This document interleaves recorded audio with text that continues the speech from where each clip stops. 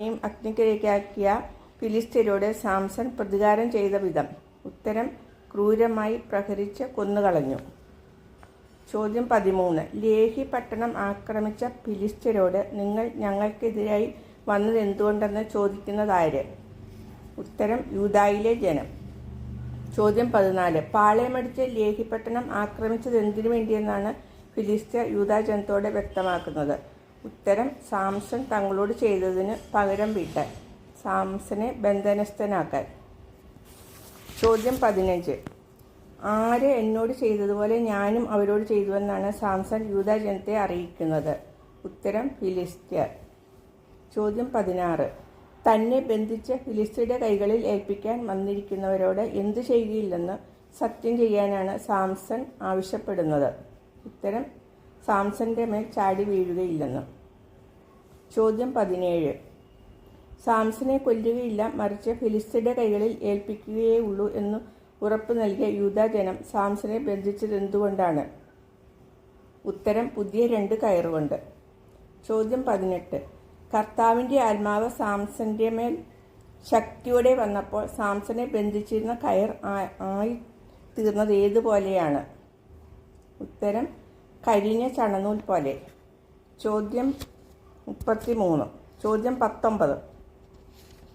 ചത്ത കഴുതയുടെ താടിയെല്ലുകൊണ്ട് സാംസൺ എത്ര പേരെയാണ് കൊന്നത്? ഉത്തരം: 1000 പേരെ. ചോദ്യം 20. വലിയ ദാഹമുണ്ടായ സാംസൺ തുടർന്ന് ചെയ്തത് എന്താണ്? ഉത്തരം: കർത്താവിനെ വിളിച്ചപേക്ഷിച്ചു. ചോദ്യം 21. കർത്താവിൻ്റെ ദാസനായ തൻ്റെ കരങ്ങളിലൂടെ കർത്താവ് തനിക്ക് നേടിത്തന്നിരിക്കുന്നതായി സാംസൺ കർത്താവിനോട് പറയുന്നത് എന്താണ്? ഉത്തരം: വലിയ വിജയം. ചോദ്യം 22. വലിയ ദാഹത്താൽ വലഞ്ഞ സാംസന്റെ അപേക്ഷയെ തുടർന്ന് കർത്താവ് തുറന്നതെന്ത്? ഉത്തരം: ലേഹിയിലുള്ള പൊള്ളയായ ഒരു സ്ഥലം. ചോദ്യം 23. ഫിലിസ്ത്യരുടെ കാലത്ത് എത്ര വർഷമാണ് സാംസൺ ഇസ്രായേലിൽ ന്യായാധിപനായിരുന്നത്? ഉത്തരം: 20 വർഷം. ചോദ്യം 24. ന്യായാധിപന്മാരുടെ 15-ാം അധ്യായത്തിലെ ഏക തലക്കെട്ട്? ഉത്തരം: ഫിലിസ്ത്യരെ തോൽപ്പിക്കുന്നു. അടുത്തത് അധ്യായം 16. ചോദ്യം 25. ന്യായാധിപൻ 16-ാം അധ്യായത്തിൽ എത്ര വാക്യങ്ങളാണുള്ളത്? ഉത്തരം: 31. ചോദ്യം 26. ലേഹിയിലുള്ള പൊള്ളയായ സ്ഥലത്തു നിന്നും പുറപ്പെട്ട വെള്ളം കുടിച്ച ഊർജ്ജസ്വലനായ ശേഷം സാംസൺ പോയ സ്ഥലം? ഉത്തരം: ഗാസ. ചോദ്യം 27. ഗാസ നിവാസികൾ തന്നെ കൊല്ലാനായി പട്ടണം വളഞ്ഞിരിക്കുന്നുവെന്നറിഞ്ഞ സാംസൺ എഴുന്നേറ്റ് പറിച്ചെടുത്തത് എന്തായിരുന്നു? ഉത്തരം: പട്ടണ പടിപ്പുരയുടെ വാതിൽ കട്ടില. ചോദ്യം 28. ദലീലയുടെ സ്വദേശം? ഉത്തരം: സൊറേക്ക് താഴ്വര. ചോദ്യം 29. സാംസനെ വശീകരിച്ച് എന്തൊക്കെ വിവരങ്ങൾ മനസ്സിലാക്കണമെന്നാണ് ഫിലിസ്ത്യരുടെ നേതാക്കന്മാർ ദലീലയോട് ആവശ്യപ്പെടുന്നത്? ഉത്തരം: സാംസന്റെ ശക്തി എവിടെ സ്ഥിതി ചെയ്യുന്നുവെന്നും അവനെ എങ്ങനെ കീഴടക്കി ബന്ധിക്കാമെന്നും. ചോദ്യം 30. തൻ്റെ ശക്തി എവിടെ സ്ഥിതി ചെയ്യുന്നുവെന്നും എങ്ങനെ ബന്ധിച്ച് കീഴടക്കാമെന്നും തന്നോട് പറയണമെന്നുള്ള ദലീലയുടെ ആദ്യ അപേക്ഷയോട് തന്നെ എന്തുകൊണ്ട് ബന്ധിച്ചാൽ താൻ മറ്റു മനുഷ്യരെ പോലെ ആകുമെന്നാണ് സാംസൺ ദലീലയോട് പറയുക? ഉത്തരം: ഉണങ്ങാത്ത പുതിയ 7 ഞാണുകൊണ്ട്. ചോദ്യം 31. സാംസനെ ബന്ധിക്കാനായി ഉണങ്ങാത്ത പുതിയ 7 ഞാൺ കൊണ്ടുവന്നതാര്? ഉത്തരം: ഫിലിസ്ത്യ പ്രഭുക്കന്മാർ. ചോദ്യം 32. നീ എന്നെ കബളിപ്പിച്ചു, എന്നോട് നുണ പറഞ്ഞു, ആര് ആരോട് പറഞ്ഞതാണിത്? ഉത്തരം: ദലീല സാംസണോട്. ചോദ്യം 33. തൻ്റെ ശക്തിയുടെ രഹസ്യം അറിയണമെന്നുള്ള ദലീലയുടെ 2ാം പ്രാവശ്യത്തെ അഭ്യർത്ഥനയോട് തന്നെ എന്തുകൊണ്ട് ബന്ധിച്ചാൽ താൻ ദുർബലനായി മാറ്റാരെയും പോലെ ആകുമെന്നാണ് സാംസൺ ദലീലയോട് പറയുക? ഉത്തരം: ഒരിക്കലും ഉപയോഗിച്ചിട്ടില്ലാത്ത പുതിയ കയറുകൊണ്ട്. ചോദ്യം 34. തന്നെ കെട്ടിയിരുന്ന കയർ എന്തുപോലെയാണ് സാംസന് പൊട്ടിച്ചു കളഞ്ഞത്? ഉത്തരം: നൂല് പോലെ. ചോദ്യം 35. തൻ്റെ ശക്തിയുടെ രഹസ്യം അറിയണമെന്ന് ദലീല 3ാമത്തെ തവണ ആവശ്യപ്പെട്ടപ്പോൾ മറ്റു മനുഷ്യരെപ്പോലെ താൻ ബലഹീനനാവുന്നതെപ്പോഴെന്നാണ് സാംസൺ ദലീലയോട് പറയുന്നത്? ഉത്തരം: സാംസന്റെ 7 തലമുടി ചുരുൾ എടുത്ത് പാവിനോട് ചേർത്ത് ആണിയിൽ ഉറപ്പിച്ച് നെയ്താൽ. ചോദ്യം 36. സാംസൺ ഉറങ്ങുമ്പോൾ അവൻ്റെ 7 തലമുടി ചുരുൾ എടുത്ത് പാവിനോട് ചേർത്ത് ആണിയിൽ ബന്ധിച്ച് ആണിയിൽ ഉറപ്പിച്ച് നെയ്ത ശേഷം ദലീല സാംസനോട് പറഞ്ഞതെന്താണ്? ഉത്തരം: സാംസൺ, ഫിലിസ്ത്യർ നിന്നെ ആക്രമിക്കാൻ വരുന്നു. ചോദ്യം 37. മൂന്നാമത്തെ തവണയും സാംസന്റെ ശക്തിയുടെ ഉറവിടം മനസ്സിലാക്കാൻ ശ്രമിച്ച് പരാജയപ്പെട്ട ദലീല സാംസൺ തന്നോട് ചെയ്തിരിക്കുന്നതായി പറയുന്നത്? ഉത്തരം: അവഹേളിച്ചിരിക്കുന്നുവെന്ന്. ചോദ്യം 38. ദിവസം തോറും ദലീല സാംസനെ നിർബന്ധിച്ചു കൊണ്ടിരിക്കുന്നത് എന്തിനു വേണ്ടിയാണ്? ഉത്തരം: സാംസന്റെ അജയശക്തി എവിടെ കുടികൊള്ളുന്നു എന്നറിയാൻ. ചോദ്യം 39. തൻ്റെ അജയശക്തി എവിടെ കുടികൊള്ളുന്നു എന്നറിയാനുള്ള ദലീലയുടെ ദിവസം തോറുമുള്ള നിർബന്ധപൂർവമായ അലട്ടൽ മരണത്തിന് തുല്യമായി തീർന്നപ്പോൾ സാംസൺ ചെയ്തതെന്താണ്? ഉത്തരം: രഹസ്യം തുറന്നു പറഞ്ഞു. ചോദ്യം 40. തൻ്റെ തലയിൽ എന്ത് സ്പർശിച്ചിട്ടില്ലെന്നാണ് സാംസൺ ദലീലയോട് വ്യക്തമാക്കുന്നത്? ഉത്തരം: ക്ഷൗരക്കത്തി. ചോദ്യം 41. ക്ഷൗരക്കത്തി തലയിൽ സ്പർശിച്ചിട്ടില്ലാത്ത ജനനം മുതൽ ദൈവത്തിന് നാസ്തികവ്രതക്കാരനായ സാംസൺ ശക്തി നഷ്ടപ്പെട്ട് മറ്റു മനുഷ്യരെ പോലെ ആവുന്നത് എപ്പോഴാണ്? ഉത്തരം: സാംസന്റെ മുടി വെട്ടുമ്പോൾ. ചോദ്യം 42.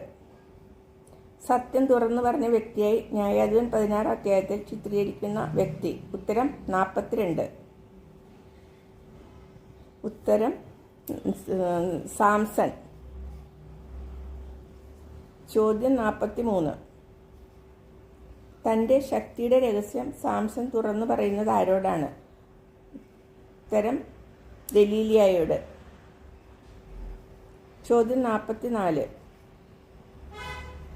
സാംസന്റെ ശക്തിയുടെ രഹസ്യം ദലീലയിൽ നിന്നും മനസ്സിലാക്കിയ ഫിലിസ്ത്യരുടെ നേതാക്കൾ എന്തുമായിട്ടാണ് ദലീലയുടെ അടുക്കലെത്തിയത്? ഉത്തരം: പണവുമായി.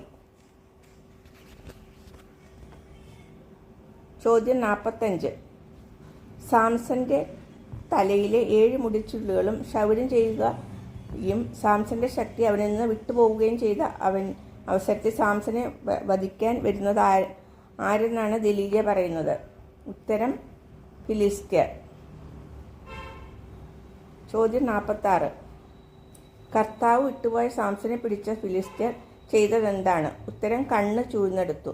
ചോദ്യം 47. സാംസനെ പിടിച്ച് കണ്ണ് ചൂഴ്ന്നെടുത്ത് ഗാസയിലേക്ക് കൊണ്ടുപോയ ഫിലിസ്ത്യർ എന്തുകൊണ്ട് ബന്ധിച്ചാണ് സാംസനെ കാരാഗൃഹത്തിലാക്കിയത്?